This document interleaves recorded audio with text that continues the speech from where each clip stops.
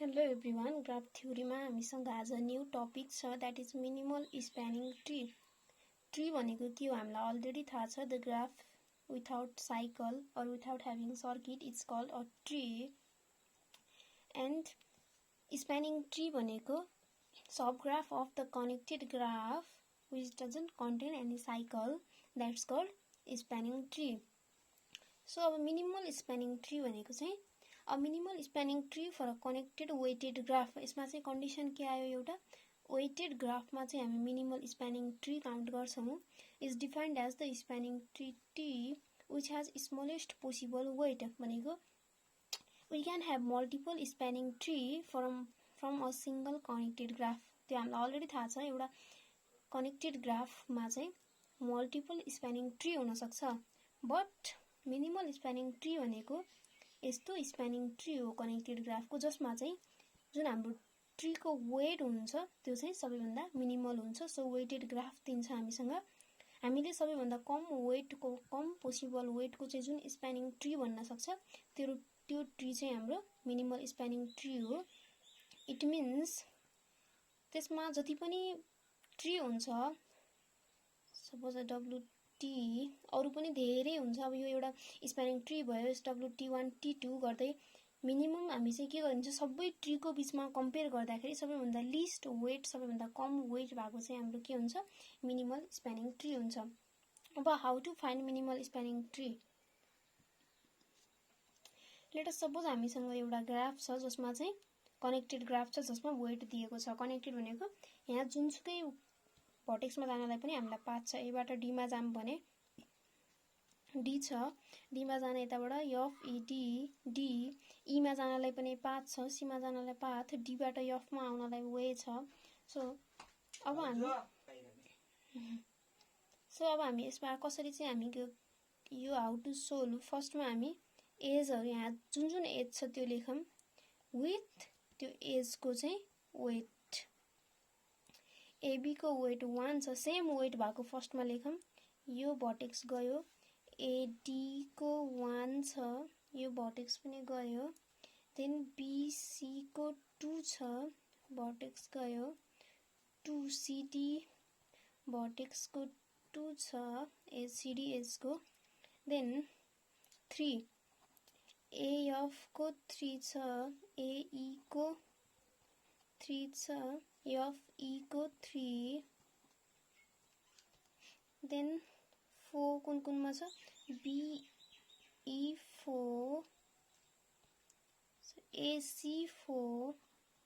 AC अगाडि लेख्दा चाहिँ हामीलाई इजी हुन्छ किनकि हामीले ग्राफ बनाउँदा चाहिँ जुन चाहिँ अब फर्स्ट नेमिङ छ त्यो गर्दा हामीलाई इजी पनि हुन्छ। अब जुन गर्दा पनि भयो हुन त, बट हामीलाई ट्री फर्मेसन गर्दाखेरि सजिलो हुन्छ भन्ने मात्रै हो।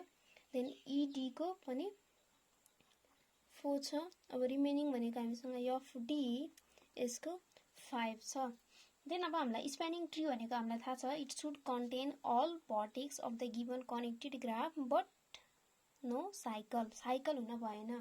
सो फर्स्टमा हामी के गरौँ, फर्स्टमा AB लेखौँ, AB। देन कम वेट भएको लिँदै जान्छौँ हामी है फर्स्टमा। त्यही भएर हामीले यसरी किन लेखेको, हामीले मिनिमम वेट भएको स्पैनिङ ट्री निकाल्नु छ। सो हामी कम वेट भएकोबाट लेख्दै जान्छौँ। फर्स्टमा हामीले यो बनायौं। देन AB पछि what we can add, AD है। देन यो त हाम्रो गिवन एज हो नि त, यसमा भएको एज हुनु पर्यो नि त फेरि। सो AD भयो।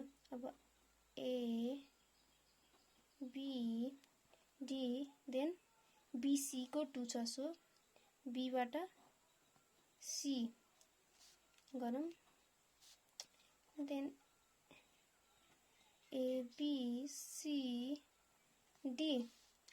अब CD को 2 छ, बट हामीले CD मा एज एड गर्यो भने के हुने भयो, हाम्रो साइकल फर्मेसन हुने भयो। सो हामीले यसलाई चाहिँ स्किप हान्यो CD लाई चाहिँ। देन छ हामीसँग AF छ 3 भएको,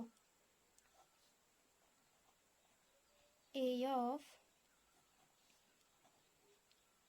यो डाइरेक्ट गर्दा पनि हुन्छ, तर हामी कुन एड गर्दै गएको भनेर देखाउनलाई मात्रै मैले छुट्टै गराएको। जानेपछि चाहिँ एउटै ग्राफ सिधै हामीले यो हेरेर बनाउँदा हुन्छ। Then DF।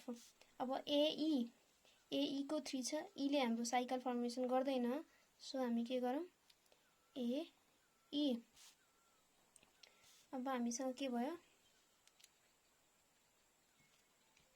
हाम्रो टोटल भर्टेक्स कति हो, सरी हाम्रो टोटल भर्टेक्स 1 2 3 4 5 6 भर्टेक्स हो।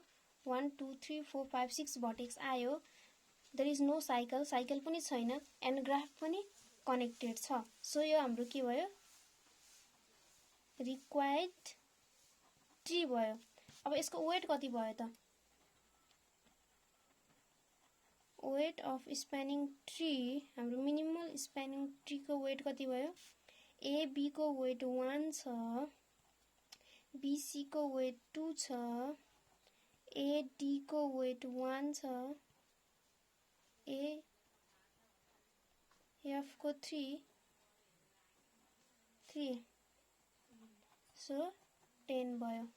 हेन्स आवर मिनिमल ट्री यो। अब हामीले यहाँ जति पनि अरु यसको ट्री बनाम यो भन्दा कम वेटको ट्री चाहिँ हुँदैन।